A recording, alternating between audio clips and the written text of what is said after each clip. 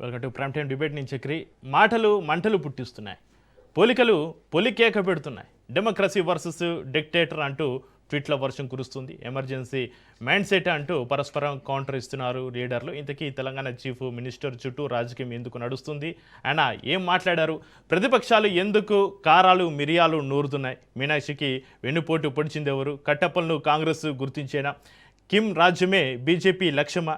ఎనుమల ఆరోపణలో నిజమెంత? ఒకప్పుడు నేను తప్పైన పోరు చేస్తున్న తెలంగాణ సమాజం ఇప్పుడు నిశ్చితంగా పరిశీలిస్తుందా? డిక్టేటర్ డైలాగ్స్ పైన ఇవాటి స్పెషల్ డిబేట్.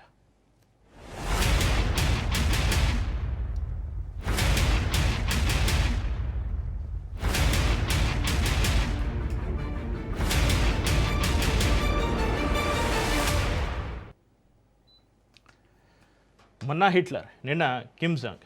ప్లేస్ ఏదైనా, పేరు ఎవరిదైనా ప్రతిరోజు డిక్టేటర్లు తెరపైకి వస్తున్నారు. తెలంగాణ ముఖ్యమంత్రి నోట నియంత్రణ మాట తీవ్ర దుమారం రేపుతుంది. హైడ్రా ఏర్పాటులో హిట్లర్ నుంచి స్ఫూర్తి పొందామని బెంగళూరులో ఎనుమల చెప్పిన మాటలు మరొక ముందే ఇక సీట్ చోరీ ఆరోపణలో కిమ్ ప్రస్తావన తెచ్చి ఢిల్లీనే షేక్ చేశారు. మీడియాతో సీఎం రేవంత్ చేస్తున్న చిట్చాట్లు, కామెంట్లు తీవ్ర చర్చనీయాంశంగా మారుతున్నాయి. ఆయన వ్యాఖ్యలపైన ప్రతిపక్షాలు బగ్గుమంటున్నాయి. బాధ్యత గల హోదాలో ఉన్న వ్యక్తి ఇష్టానుసారంగా ఇష్టారాజ్యంగా మాట్లాడమేంటని ప్రశ్నిస్తున్నాయి.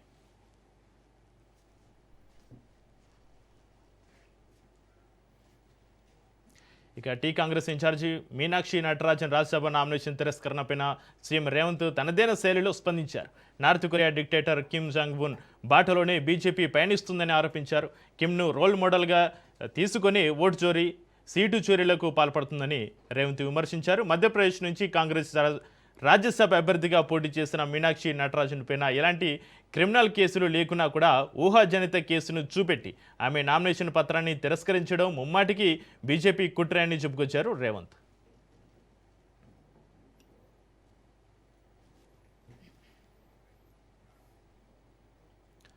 తెలంగాణ సీఎం వ్యాఖ్యలపైన కమలనాథులు ఆగ్రహం వ్యక్తం చేస్తున్నారు. లీకు వీరులను కనిపెట్టాల్సింది పోయి డైవర్షన్ పాలిటిక్స్ చేస్తున్నారని మండిపడుతున్నారు. కాంగ్రెస్ అంటేనే ఎమర్జెన్సీ మైండ్ సెట్ అంటూ విమర్శించారు.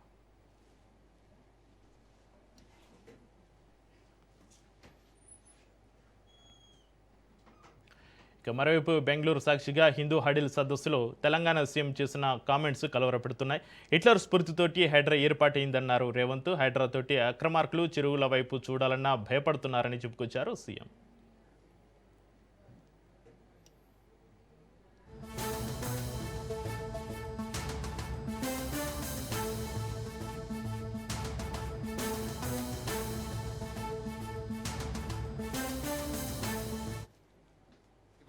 Hydra. Hydra, the word is Hitler's favorite word, Hydra. His core team called Hydra, who can assassinate anyone. So I have taken inspiration from Hitler. I have named as a Hydra. I have established a organization with a senior IPS officer. I have given 3,000 retired army people and others. Today, anyone, you ask anyone, who can dare to encourage any water body in my state or in my Hyderabad. So హైడ్రాతోటి పేదల ఇళ్లను కూల్చి రేవంత్ ప్రభుత్వం పైశాచిక ఆనందం పొందుతుందని BRS working president KTR ఆరోపించారు. హైడ్రా చర్యలను ఆపేయాలని మీనాక్షి నటరాజన్ చెప్పినందుకే ఆమె పైన పగబట్టి రాజ్యసభ నామినేషన్ రద్దు అయ్యేట్లు కేసు వివరాలు లీక్ చేశారని కేటీఆర్ మండిపడ్డారు. సొంత పార్టీ వాళ్ళకి న్యాయం చేయనోడు రాష్ట్రానికి ఏం న్యాయం చేస్తారంటూ ఆయన ఘాటుగా విమర్శించారు.